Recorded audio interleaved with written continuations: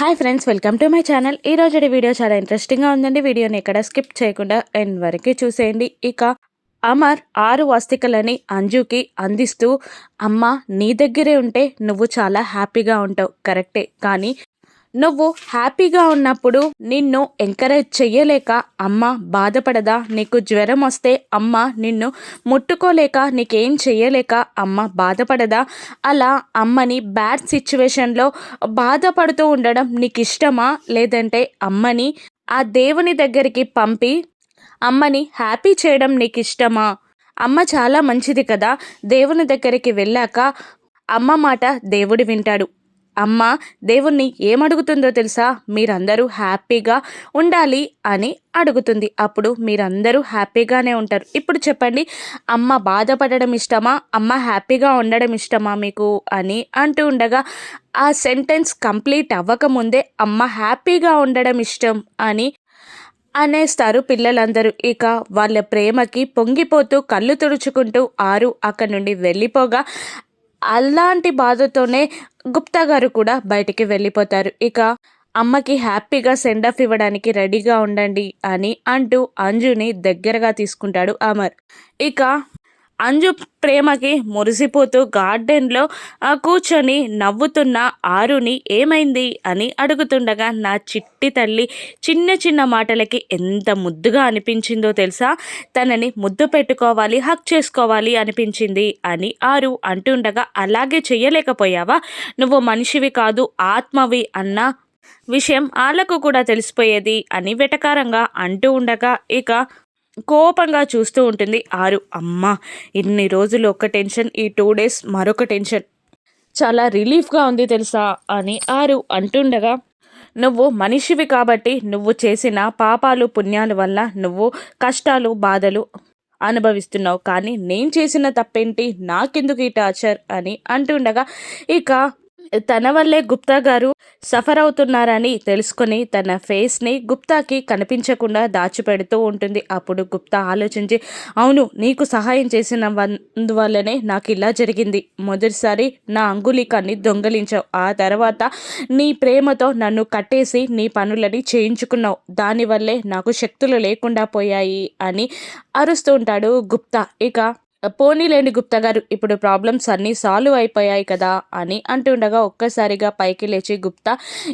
ప్రపంచమంతా తిరిగిన వాడు ఇంటి గుమ్మం ముందు బయట పడినట్టు అసలు నువ్వు విషయాన్ని మర్చిపోయావు. అస్థికలు దొరకగానే మీ శ్రీవారు ఏం చేస్తారు అని అడుగుతుండగా, ఫోటో ముందు పెట్టి దీపం వెలిగిస్తారు అని ఆరు అనేసి, అమ్మో, అంటే ఇప్పుడు మళ్ళీ నా ఫోటో అని అంటూ పరిగెత్తుకుంటూ గుమ్మం దాకా వచ్చి లోపలికి వెళ్ళలేక అక్కడే ఆగిపోయి దిక్కులు చూస్తున్న ఆరుని మళ్ళీ గుప్తా ఏడిపిస్తూ, అక్కడ కాకపోతే ఇక్కడ తొంగి చూడడమే కదా మన పని అని అంటూ ఉండగా ఆరు విసుగ్గా చూసుకుంటూ ఉండిపోతుంది. ఇక అప్పుడే మనోహరి లోపలికి ఎంటర్ అవుతూ ఉంటుంది.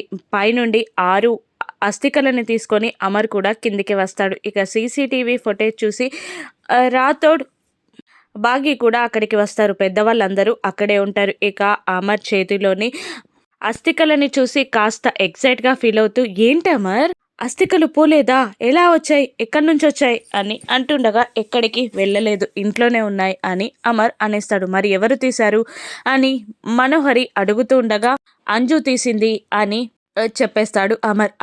అంజుకేం పని అని అంటుండగా, అదేం ప్రశ్నమ్మా, అస్థికలు తనతో పాటే ఉంచుకుంటే వాళ్ళ అమ్మ తనతో పాటే ఉంటుందన్న నమ్మకంతో తీసుంటుందేమో అని అంటూ ఉంటాడు పెద్ద ఆయన. ఇక ఓహో అవునా, అయినా 3 రోజుల్లో గంగల్లో కలిపేస్తే ఓ పని అయిపోతుంది, ఆరు ఆత్మ వెళ్ళిపోతుంది అని అంటుండగా కాస్త అసహ్యంగా చూస్తారు అందరూ మనోహరిని. ఇక మళ్ళీ నిర్మలమ్మ గారు ఫోటో ముందు పెట్టి దీపం వెలిగించమర్ అని అంటుండగా ఆరు మను టెన్షన్ పడుతూ ఉంటారు. లేదమ్మా, పిల్లలు చాలా డిస్టర్బ్ అవుతున్నారు, ఇప్పుడిప్పుడే ఆరు లేదన్న బాధ నుండి బయటికి వచ్చి కాస్త హ్యాపీగా గడుపుతున్నారు, ఇప్పుడు ఇలా డిస్టర్బ్ చేయడం కరెక్ట్ కాదు, నిన్నటి నుంచి వాళ్ళు డల్గానే ఉన్నారు అని అంటుండగా బాగి కూడా అవునత్తయ్య గారు అని అనడంతో, సరే అమర్, రూమ్లో పెట్టైనా ఫోటో ముందు అస్థికలు పెట్టి దీపం వెలిగించు అనగానే సరే అంటూ అమర్ పైకి వెళ్ళిపోతాడు. ఇక అందరూ వాళ్ళ పనుల్లో వాళ్ళు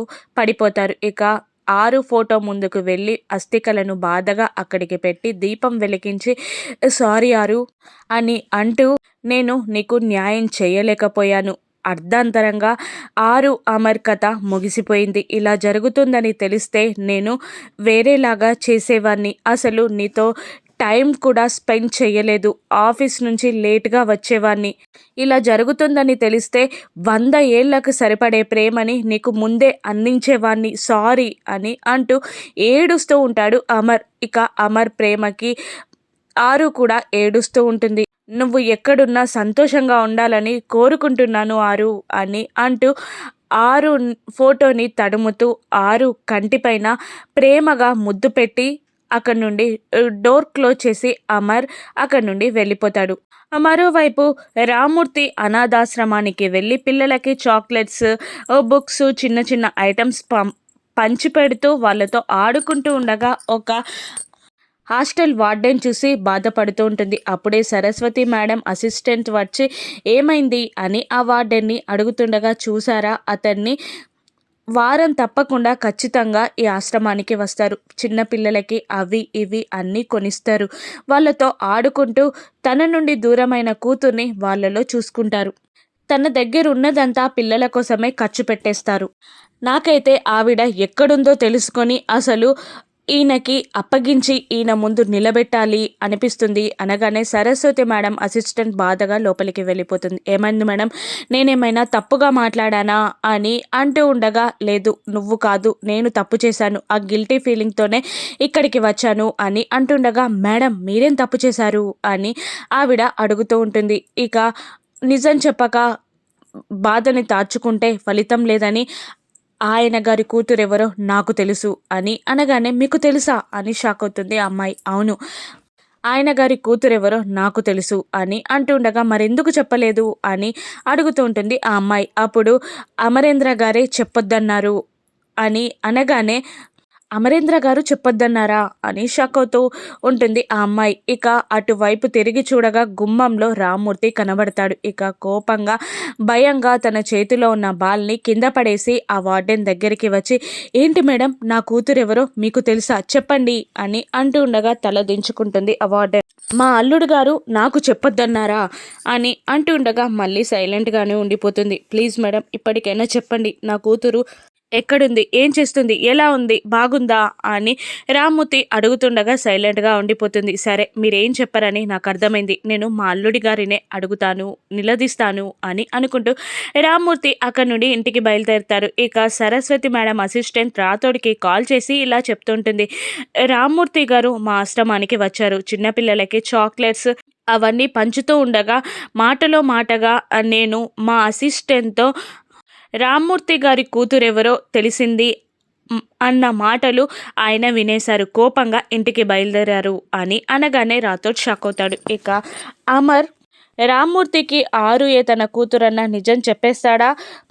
రామ్మూర్తి బాగి తన స్వంత రత్నం అని తెలుసుకోగలుగుతుందా? రాను ఎపిసోడ్స్లో చూద్దాం. Thank you for watching.